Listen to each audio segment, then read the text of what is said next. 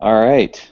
Hello and welcome, everyone. I am Jeff, and this is michED Live, and I am flying solo tonight. Um, so, sorry that we've been gone the last couple weeks.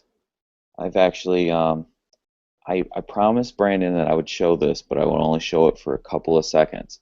But I fractured my finger and got a plate put in, and um, have not felt like myself. That was over a week ago. Uh, But the nice side effect of getting slashed in hockey and getting injured in hockey is that you can't play hockey on Wednesday nights anymore, and you have time to get in a hangout and talk michED Live. So here I am. Pretty soon we should be tweeting out, if we haven't already, the link to join us live. So if you want to come and save me and give me someone to have some conversation with, that would be huge. Just saw the join link go. But we are 2 questions deep. Tonight's topic is professional development. So a pretty good topic that everyone can have pretty good say in changing PD. I saw early on Kit Hard had a good tweet where he said, I like to think of it not as PD but as grow and learn opportunities, and so I think that's a good theme for tonight.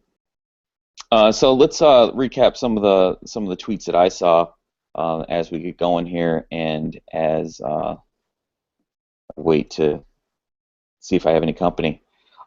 First question was, what makes you want to attend a certain PD? And the overwhelming response here was relevance. Relevance was a key issue. So looking through here, Aaron Highfield said, I enjoy PD with new ideas and tricks, in parentheses, that I can take right back to my classroom. Jane Garver said, I look for PD that's more practical, less theory. Matt Karsten, or Karstein. Sorry, Matt, if I butchered your name. That's what I do on here. But he said PD for me needs to be something that can be relevant for my students and myself. Being hands-on is very helpful. So relevance is the big theme here. Jeff Bush said the chance to think about new questions and learn from others, and Todd Block followed up. I love learning that doesn't feel like learning. You know, when you lose track of time, and it's so engaging. And I think chasing that experience where you forget exactly why you're at a PD is definitely being in the moment and soaking it all up. Question 2 was describe how you get your PD. So a lot of PD on demand, more informal, quick hitter kind of things. Lindsay Boyle said, Twitter, social media, books, book talks, speakers, everyday occurrences in my classroom with students, the latter being my favorite. I love that. Pam Shoemaker said, I'm a student in a MOOC. How many MOOC people out there? That's a fun word to say. MOOC. Massively. Is it online or open first? It's open and online, and then course. And then McCall, of course, EdCamp and McCall's. Rick Blias said most is district provided, mandated, but this year EdCamp Blue Water counts. So yay. And that's an important thing to consider too. Is like a lot of teachers enjoy going to these ed camps, but you know, if they don't count as SCECHs, then it makes it not just less appealing, but more so hard to get release time to go to those things, right? Matt Karstein said, most PD is done at school, but the PD I want to do is done via Twitter and conferences and michED. Let's see here. Let's find another one. Molly Funk said, I learn most from having time to work with other educators around a topic of interest. So bringing that relevance back into it, and custom tailored PD. Brandon was nice to log in for me and leave his feed up. So maybe I'll spare you my face for a little bit, and we'll just follow the feed here. Um,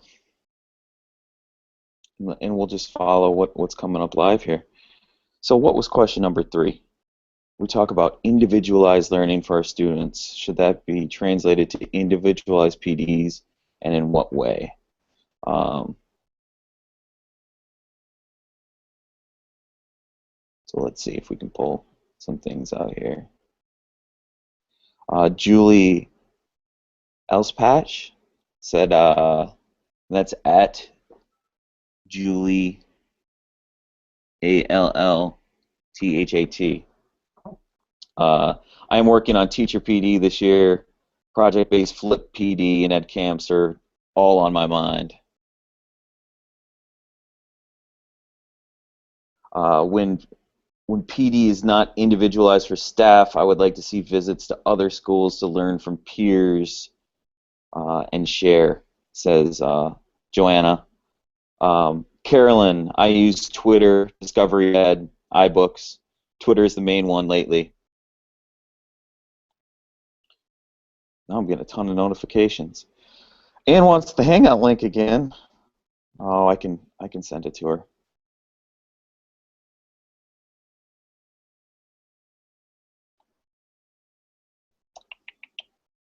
Hold on, I'm finding it.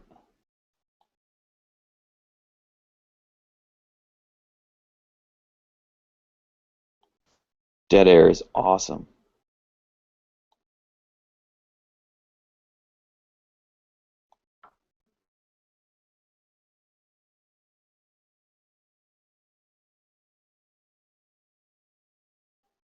All right, here we go.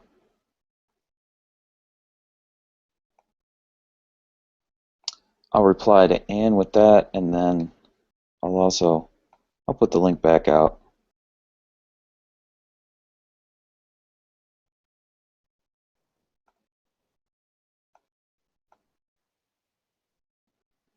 All right, so let's look here.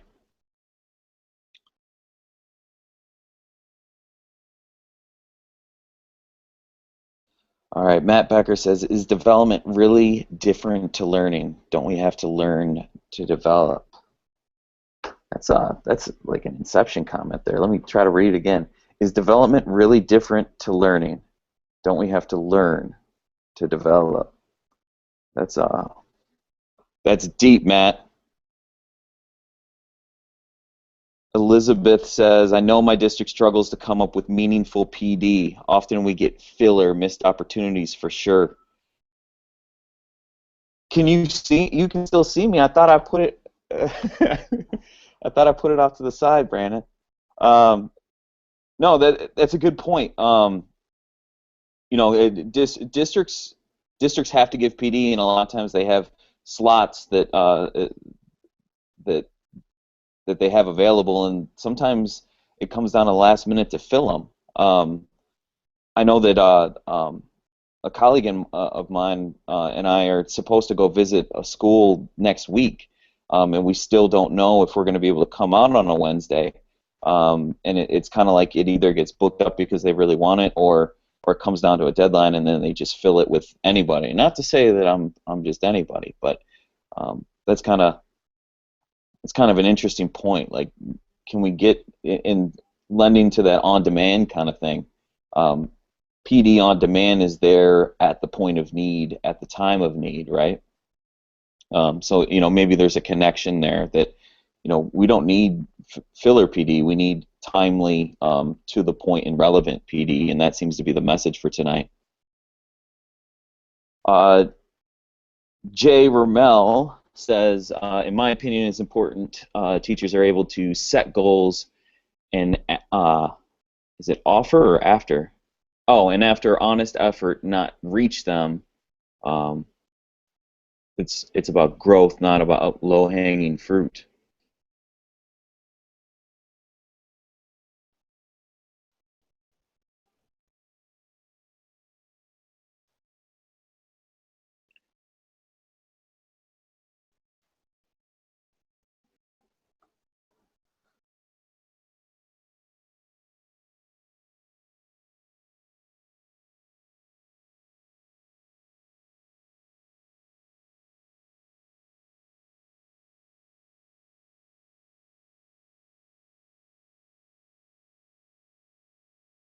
All right, I'm gonna put that link out again. If you're watching and you wanna talk with me and put some good content in here, that would be a good way to go. It'd be most appreciated. So let me find that link for us.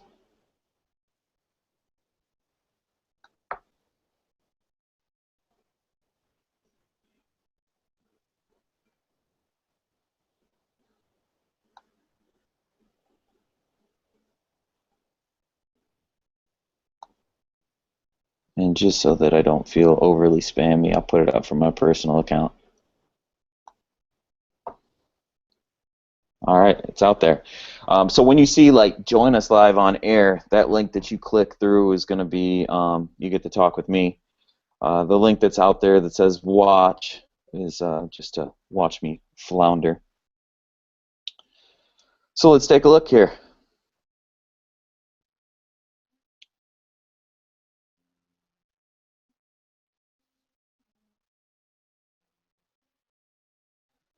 Caitlin says, I also think it's important that older and mentor teachers give novices passion about PD and what it can offer, not just a requirement. Yeah, too true. Is this Todd joining us?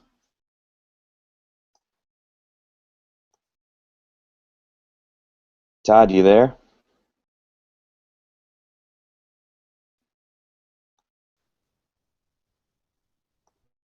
Hey, Todd.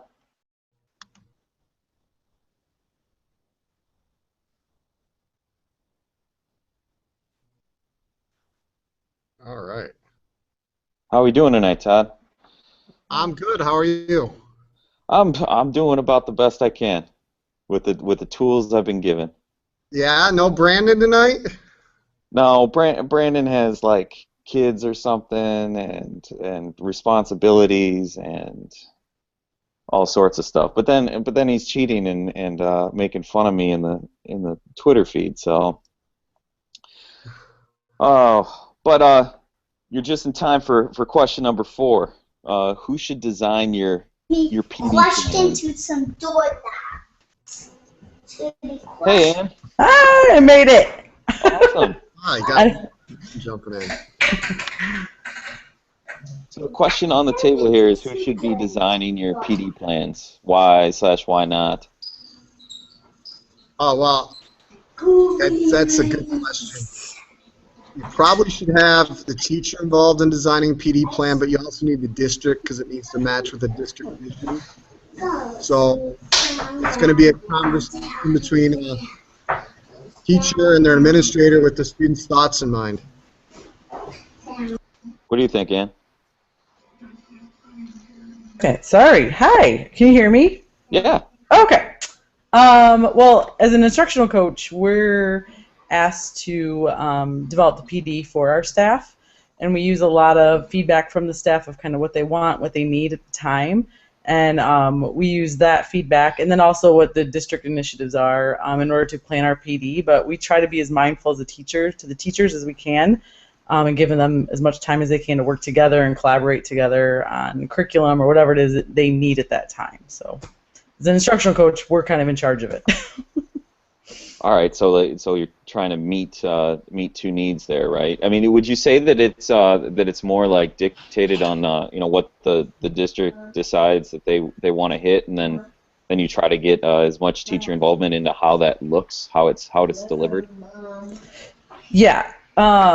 Oops. Can you hear? I'm sorry. So, hi. Oh, I lost you again. Oh, sorry. I think we can still see you. Okay. Hi again. So we sit down as a team, a leadership team, and that includes all of our instructional coaches, our MYP coordinator, our technology coordinator, and we kind of like right now we had to do a lot of district initiative things like where we moved into a new evaluation system, so we kind of had to go over all that with them. We needed to go over NWEA with them again and kind of get them reacquainted with the new changes to that. But like our next PD, we're really looking at a little bit of time spent on district initiative, which is learner profile traits, and then the rest of the time is just for them to work and collaborate together as a team, grade level, and then we pull like our specials and they work on unit plans and things like that. So it is really teacher driven on kind of what they need. We have to do little, we kind of try to keep it as short as possible.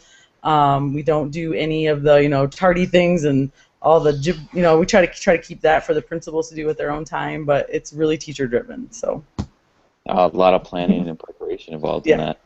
Yes, I think Liz is with us too. You there, Liz? Maybe. Maybe not. She's like me. I'm like, if you hear, oh, yep, see, this is why I have trouble. I'm eating Play-Doh ice cream. But this is why we chat. Exactly. I know. No one should be surprised that there's little people making noise in the background. Yes, he's got his Legos and his Play-Doh, so he's happy. Yeah. He's a happy boy. Let's check a couple of live tweets here. PD, let's see. Ooh. Okay, PD, Molly Funk says, PD plan needs to be the coherent piece that makes all of the initiatives come together in a meaningful classroom acceptable way. And everything that Ann was just describing, like trying to meet all those needs of everybody's, is, that's right in line with that. Ashley says, anyone who's a stakeholder in the program implementation, we're a small district, we have many hats involved, as long as direction flows with outcome. So definitely. I think one thing we try to do is personalize PD as much as we can. We did some technology PD last year where we really broke up the teachers into their comfort level of the technology. So one being like, I'm barely logged onto this thing. I think this button does this. And so to the next group where it was like, I know how to log in and get on an iPad, but I still am kind of uncomfortable with it. And then, up to a group of like, we're ready to go. Like, send us on our way. And that really, the teachers, I think, felt, what's the word I'm looking for? Like we really took the time to think about their needs, and we try to when we break up groups, our PDs into groups, we try to be mindful of how we break up those groups and ask them to break into groups, so they can kind of learn from each other, and then have those kind of people they can always go to in the building for support that are nearby. So we try to be mindful even how we break up groups through PD to what's going to help them the most. So. It's interesting you talk about like, the personalization of PD, and coming as a tech integration person, like it makes sense that you're organizing tech PDs, right? Right. Yeah. Yep. So, and starting with those, like being able to start with people and wean them onto technology is obviously really important. I wonder, like, you talk about the people that are ready to go. Like, do you have like more logical, pedagogical like things for them, like ready to go? Here's how I can take you to the next level. I wonder if sometimes like those kind of tech users don't get challenged from PD. They almost like engage from the PD experience. Yeah, absolutely. Because it's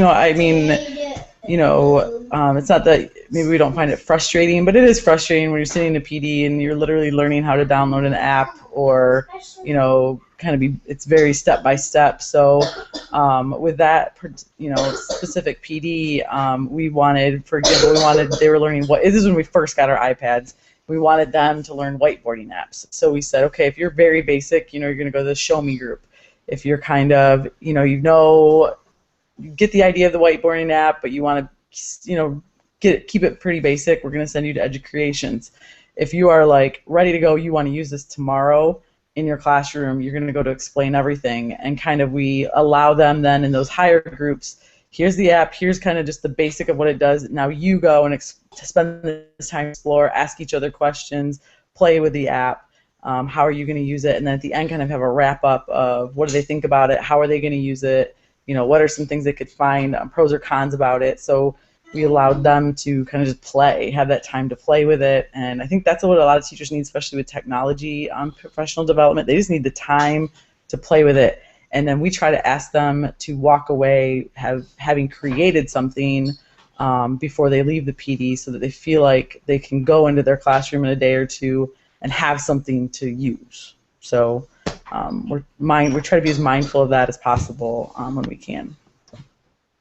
It's really cool. You put them in space and challenge them to come out with something that's practical. So yeah, and we do that with non-tech PD too. We say, by the end of the day, we'd like you to have, 3 exit tickets developed with your group, before you leave today that you can use next week in your, that match the standard objective that you guys are teaching on. So it kind of just depends on what we're working on during that development time. But we want them to walk away feeling that they've accomplished something rather than just sitting and getting and listening to somebody talk to them about it. So I see that Todd was able to get back with us. How's the up?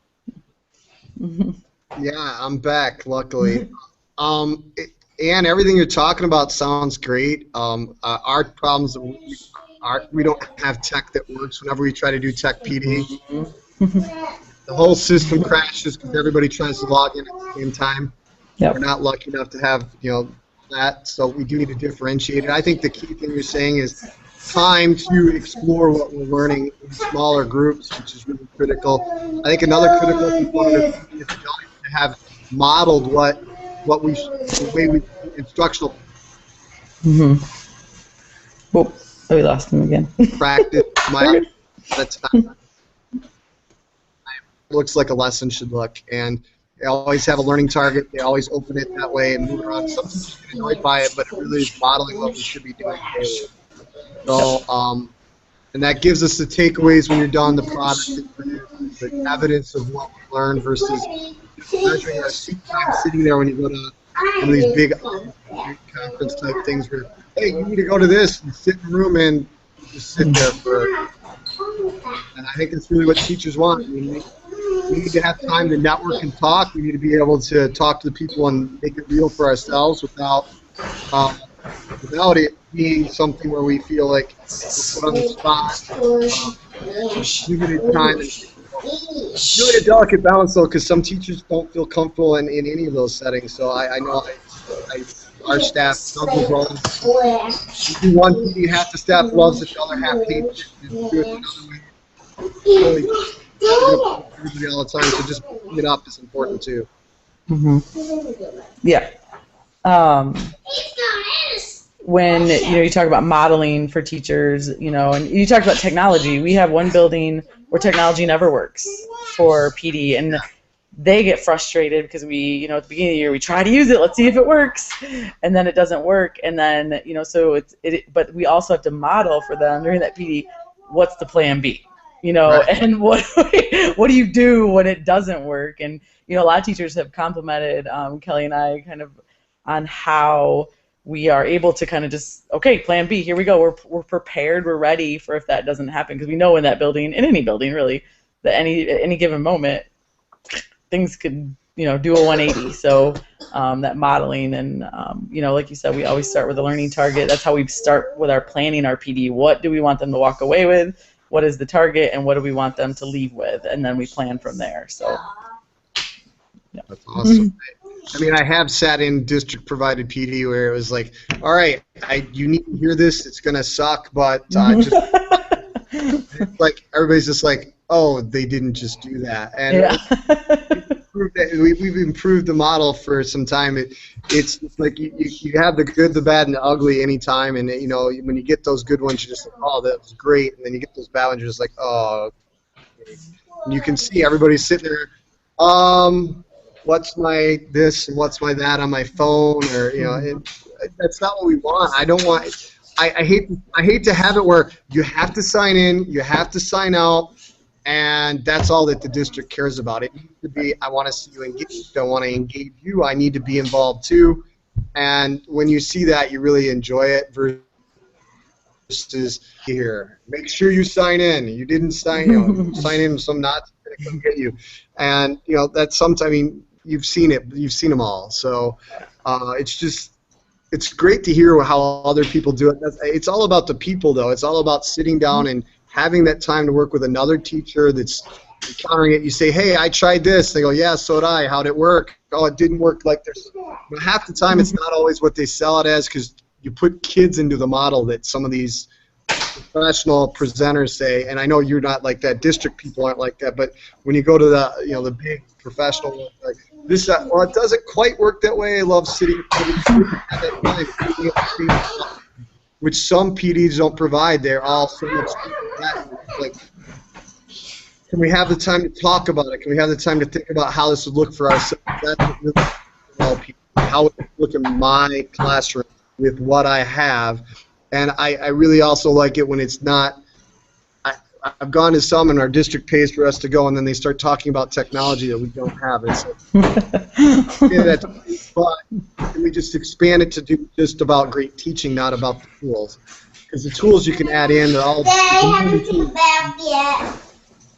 You know, there's a new app every day that can do the same job that the last one did. So we shouldn't focus on the great teaching and the ideas of how we can handle those things. Sorry, I'm moving my station here for a second. It's a great thing about technology. You can move your station. One thing, you said about, kind of the sit and get, and I know it might kind of sound funny, but one thing we ask our teachers to do is try to use student random selectors in their classroom. And when we, as instructional coaches, we pull out student random selectors at our PD.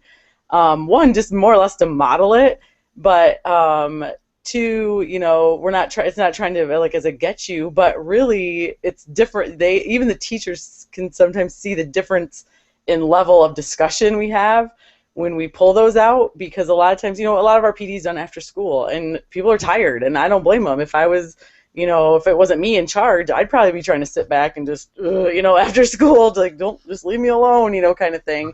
But we found that, we don't do it all the time, but, we just have them on hand. Each building has their own set, and we use them, and it's just kind of our way to hold responsibility to our teachers, because we would want the same from our students. And so we try to develop our PD around, like, this is what you'd want for your students. So, it's hard. I know it's tough. We have those days where we don't want to come in and we don't want to discuss, and we just kind of want to sit and, leave me alone. But, what do we expect? It's kind of, we always say, get what you expect. So, right. If that's what you expect, then that's what you're going to get out of your classroom. So, certainly, sometimes people are like, you can have that PD move to a happy hour, not at the school campus. Right. And right. Get better. Yep. Hey, we're going to discuss this, but please wait. There's a free whatever over here. And I know that's the challenge too, is to fit the PD in a schedule in a way that honors the teacher's time. Right. And it's a tough thing with so many. Some schools put it in. We're going to have a delayed start, so we do it in the morning, and teachers are worried about their day. I've been in that model. Yep. We do that's really our structured PD model, and we have some people that are burned out, and they're just like, but we've established norms and we've got it going on. I like the model because it lets us lead ourselves and ask for things, and we ask. We have a ISD consultant coming into 2 groups in our building next week, and it really allows us to design and look for things that we need. And if we show our administrator the need, and it's not a cost to bring in somebody, we usually get it done. And we've done some great things with it, so it's really letting us design our own. So that's probably one model that I like that we're doing. Just that letting department work together and decide what they need to fill and show the data to get different resources from the district. Right. And, you bring up administration, and, I think PD in a building really, it's really driven by the administration and their beliefs in what PD is. And, 2-3 years ago, our PD was very much like sit and talk about tardy, sit and talk about where you're going to park, sit and talk about, backpacks and blah, blah, blah, and we had to change that culture of, we kind of laugh. We're always like, you get 2 minutes, like, what are you going to say in 2 minutes kind of thing. It's no more about like, what's everybody wearing for homecoming, here are the rules, blah, blah, blah. Like that can be sent out in an email, and try to teach, admin or leaders that, that kind of stuff can be sent out in an email. It's your responsibility as a teacher to read it, and know what's going on. But this learning time is for us because this is the short time we get. It gets every year, it gets shortened and shortened.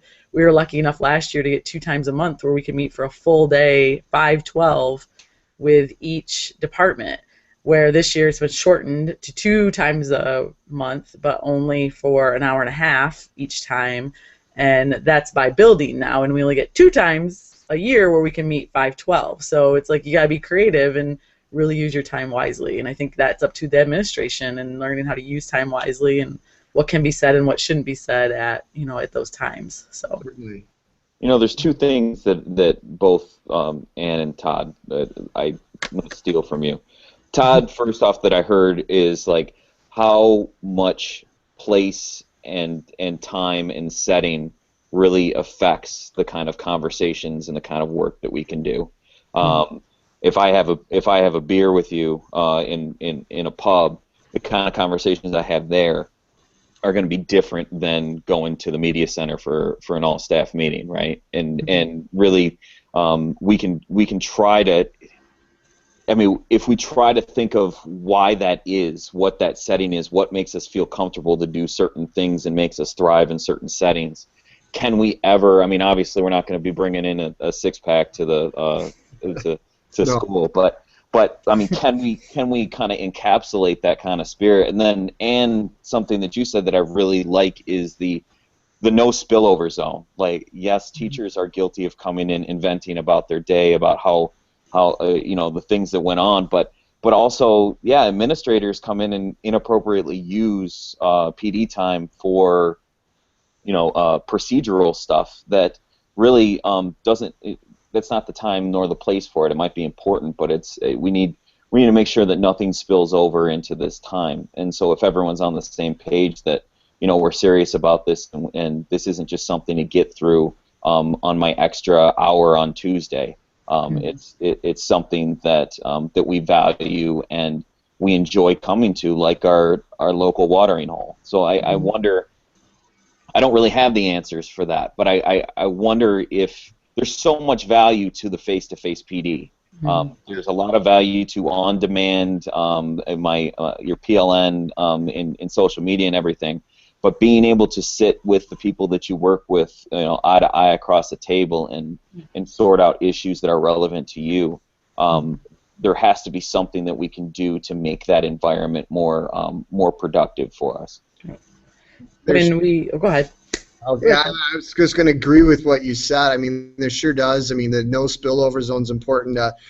I don't think we'll ever make the media center or wherever you meet into the local watering hole, but our administration has tried. We've done like a staff Olympics. It's done before we have a staff meeting to do some team building, and you need to break down the barriers, the judgment barriers that I think come in where sometimes in those meetings where you put somebody up in my building, we don't have coaches, so it's just individual teachers, and they're like sharing something, and I can hear people getting judgmental, and they're just like, oh, that's I mean, Pat, which they're not. I know they're not, or that person, oh, they do this, oh, there's and people feel put down upon, and it's just. We all work differently. We all were trained completely differently by all these different schools of ed, and we all have different strengths and different weaknesses, and it's good for our students to have all that diversity. And I think we have to make sure that teachers feel comfortable in their own skin, which I think a lot of them don't, because we have this very judgmental society out there with the evaluations, all the play that's going on with that. And we need to make sure that people feel, and the administrators have to break that down and make everybody, and whoever's providing the PD, make everybody feel comfortable. And I see a lot of people that are just not comfortable. They feel that they're going to be judged. Well, what if I say this?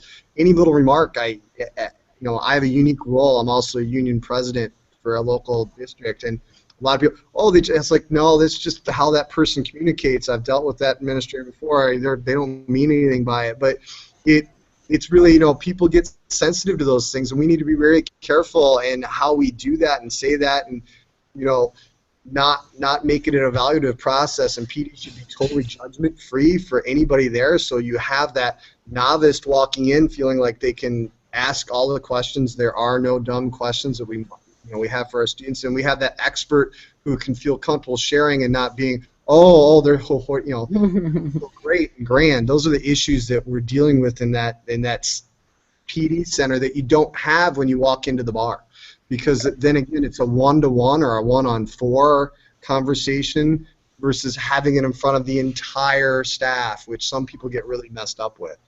Mhm.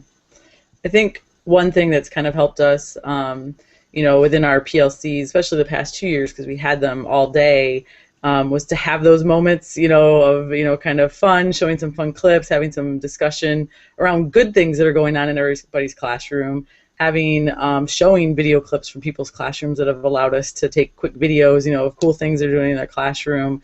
And the fact that as an instructional coach, I am not an evaluator, and neither is my counterpart, and I call her my work wife, Kelly, but we aren't evaluators, and so our admin will pop in to the PLCs, but they don't stay for the whole day. They're kind of on call if we need them for a question, but they know that we're not evaluating them, and so they feel more open to have those discussions with us and with others, knowing, with the administrators not in the room, and then, those questions that do arise, Kelly and I can kind of take that to the administrators of here's some concerns they're having. So they've kind of learned that we kind of call it as the admin is the expectation and our coaching or leaders are the opportunity. So, here's your expectation, but we're your opportunity. So voice us your concerns. Tell us what's going on. Tell us what you need us to tell them and kind of be the middleman. And that's helped a lot with the relationship just between the teachers and admin and just teachers in general. They kind of starting to trust each other more, and because they're able to have those conversations and know that we're not going to go and tell on them or rat on them, or kind of be the moles in between. And so that's helped, the conversations from 4 years ago to today in our PLCs, that we don't get any more of the, well, this or that, or I can't believe we're doing this, or did you hear about that policy, or blah, blah, blah. It is total student centered talk. It is curriculum talk. It is, what are we going to do now next? It's amazing to hear the difference in their discussions when they get around that table. It is business. Like, they want to get down, they want to look at their data, they want to talk about next steps, they want to talk about, what are they going to do for the next unit, how are they going to change this unit. They work, but we've kind of just had to set that culture, and it was not like that 4 years ago at all. Right. We get them around a table and they just complained about everything, and it was like, whoa. So I think it's building your culture and building trust during that PLC time. Yeah, we're working on it. We're getting there. It's not easy. We're in year 3, so hopefully next year. We're seeing a lot of changes this year, but you're right. It's not easy, and I'm talking it from a district perspective at different that I hear, and yeah, it's slowly getting there and having people do that. It is not easy, and we have department chairs, but we don't have coaches that can come around and give us that support. That it sounds like it's a great opportunity where you're working, that they have that support network in. We're putting it in this year in our elementaries, but it's not there at the middle and the high yet. So it just depends on the network, and yes, you're right. It's developing that culture of trust and that culture of learning and pushing all that in, and it really comes from the top down how that works and how the men want to work it. It sounds like, when you find that balance, which we're really starting to get there in year 3 as we tweak things. And we went through a heavy data focus, and people just freaked out about that and changing it all. It's now becoming, it's when you find that balance, and you have to maintain it. And then obviously every year you have, in our district, it seems like different pieces get moved around, so the cogs are different, and you have to line them back up. So it takes that adjustment period, but it is about those relationships. It really is. Like, in your classroom, how you teach is how you have to run the building and run these PLCs, and focus on those first. We start every PLC meeting now with celebrations. What did we do great? What is happening in a room? And then we get on to, all right, these are our topics of business, and then finally our final segment is like, what's our action for next time. And it's gotten to be a better and smoother process, but it does take a lot of work to get there, and some people really do still struggle with it just because of how they feel with people. So There's a vulnerability there. Like do teachers feel vulnerable to? I mean, you're trying to create this PLC, PLN, or just a culture of sharing and collaboration, right? And like there is a difference between I think people are more likely to be social than they are to like open up their half-baked ideas, and trust others to fill in the gaps between them. Like I sometimes I feel like we hold on to our work so tightly, and we're always we're always hesitant that if we put that out there that this is an important thing, and I think that we should, others can learn from this experience, and I want to help you learn from my experience. Like sometimes, do you think that some teachers aren't sure that that will be well received? Yeah, I think that's hitting it pretty close. I know that teaching is a strange profession the way it has been for a long time, but it's really changing right now. It used to be a profession where you walked in your room and your room was your domain. You were the boss of everything there. Yeah. You didn't have to let anybody in, and you could close your door and control everything, and people wanted to do that. And that's an older model that we're moving away from, where we're creating more, co-teaching's moved in, and there's more collaboration, more movement of students, and more we're looking on trying to find ways to collaborate more and more at all levels. And I think for some teachers that have been in the room a long time, it's a vulnerable moment. They don't want somebody to go, I know a great teacher, and I'll tell you, first off, he does incredible things with the kids, and the kids love learning in his classroom. And at one point, a few years back, my administrator said, well, you need to go in and do this program in the advisory. And he basically looked at it and said, hey, I can handle this, Todd. I don't need you in here, because he wasn't comfortable with sharing the stage with me, or sharing the room with me, it's nothing against his style. It's just where his comfort was. He didn't want me to judge him, or he didn't want to judge me, and he just wanted to have that domain back. And some people feel that way, and that's what they've done for a long time. And changing that's going to take time, and I think we have to address people wherever they are on that spectrum with comfort of it. And I know some districts rush people through and say you have to, and other people just deal with the people where they are, and I think that's the best way to go.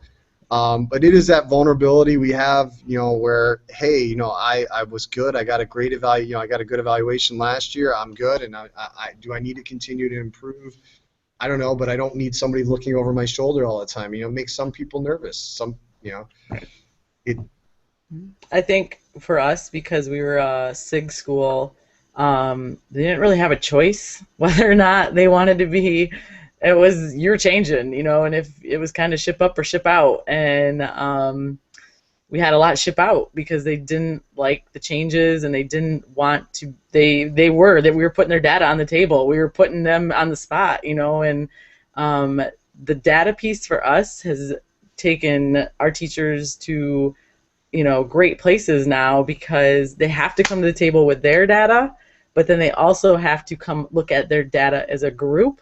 So it's not just me anymore. It's now, let's look at it's about the kids. Let's look at these kids. What are they missing? What are we doing? So what are we as a team going to do? And it's really interesting to hear their conversations, because they'll say, man, my kids, bombed theme, this week, and then the other teacher across the table will say, so did mine, and how did you teach it? And one teacher says, well, mine did really well, and this is how I taught it. So then that conversation flips. So they're almost okay now with having those conversations about what they are not doing well or what's not working well in their classroom, because they know that somebody in that group is going to give them the support and give them the strategies that they might need. And so they're kind of working with each other now more, because they are vulnerable with each other. They'll put that data out on the table. They'll put those problems out on the table now, where, when we started this whole process, they wouldn't. And now they see the value in that, though. So, I think data is a big way just to put it out there.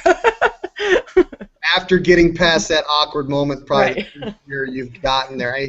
And I think we're stuck somewhere between your first year and where you are now. That's true. It's true. You have to look at it. I mean, we're being held accountable for our individual students and our whole PLC group's data. So, yeah, as we do that, it's like, okay, how did we do this? The odd thing is sometimes that, just a side note, we've discovered that, hey, I can move the data with not the best teaching practices, because I can just focus on something else. But, we've had that conversation, but we don't want to move the data. We want to have the best teaching and move the data. So it is interesting, though. You can have these really great conversations about instruction and not, and you know, some people will sit there and go, but the one thing I need to do is move this data. And we're just like, well, but you need to also do good instruction. Right. Sometimes that's where we have some really in-depth conversations, but they can get controversial. Right. So, but hey, I think the chat's ended. Yeah, we could talk all night. Well, hey, I appreciate Ann and Todd and all of Brandon's contributions tonight to this conversation. Yeah.